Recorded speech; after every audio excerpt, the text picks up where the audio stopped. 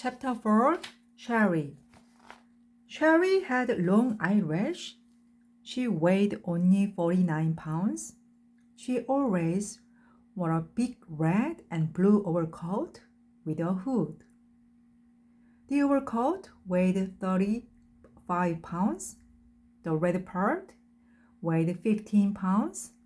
The blue part weighed 15 pounds. And the hood weighed 5 pounds. Her eyelash weighed a pound and a half. She sat next to the window in Mrs. Jules' class. She spent a lot of time just staring out the window. Mrs. Jules didn't mind. Mrs. Jules said that a lot of people learn best when they stare out a window. Sharie often fell asleep in class.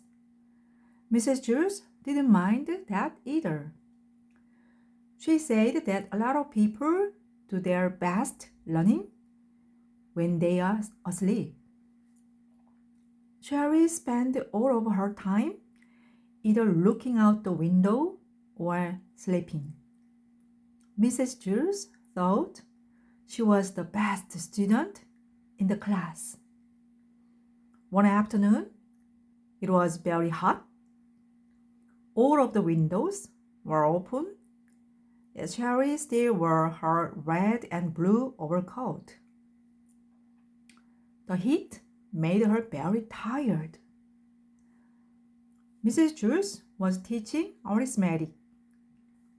Sharie pulled the hood up over her face, buried herself in the coat, and went to sleep. Mrs. Jules, said Kathy, Sharie is asleep. That's good, said Mrs. Jules. She must be learning something. Mrs. Jules continued with the lesson. Sharie began to snore. Mrs. Jules, Sharie is snoring, said Kathy. Yes, I can hear her, said Mrs. Jules. She must be learning an awful lot today. I wish the rest of you could be like her. Sharie began to toss and turn. She propped over on top of her desk, then rolled over on top of Kathy's desk. Then she rolled back the other way. Kathy screamed. Sharie rolled out the window. She was still sound asleep. As you know, Mrs. Jules' class was on the 30th story of Wayside School. So, Sharie had a long way to go. After she had fallen 10 stories, Sharie woke up. She looked around. She was confused. She wasn't in Mrs. Jules' class, and she wasn't at home in bed.